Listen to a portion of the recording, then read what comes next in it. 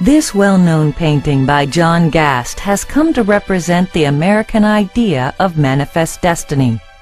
But what is manifest destiny? In the middle of the 19th century, Americans were eager to move west. They wanted to see the span of the United States from the Atlantic Ocean to the Pacific. Americans saw empty land waiting to be filled. They thought the open land represented opportunity and potential wealth. By moving west, they could share their unique form of government and the freedom it represented. They believed that America was destined to be a great nation. This concept of discovery was not new.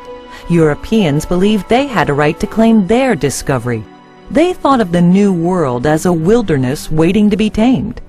But this land was not empty.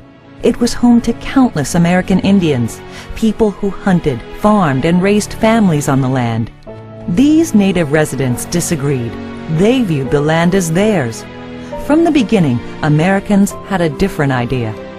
The whole continent of North America appears to be destined by divine providence to be peopled by one nation, speaking one language, professing one general system of religious and political principles, and accustomed to one general tenor of social usages and customs.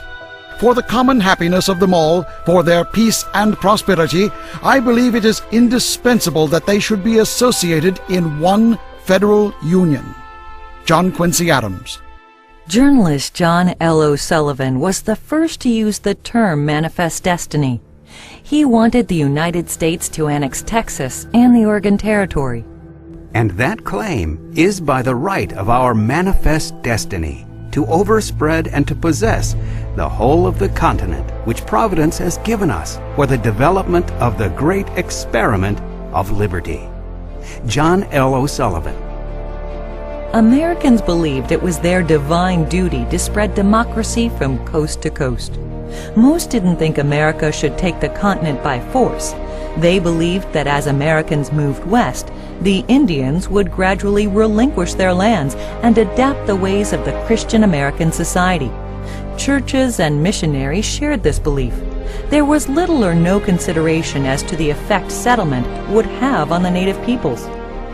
As eastern Indian tribes were moved west to make way for settlers, places like Shawnee Indian Mission were established to help with the transition and pave the way for expansion. Manifest destiny was not just a political concept. Millions of ordinary Americans believed that their best opportunities lay in the West. In the first half of the 1800s, at least 4 million people followed this dream. Many stopped for comfort or supplies at this mission, making this place a symbol of the American dream for some, and the loss of a traditional way of life for others.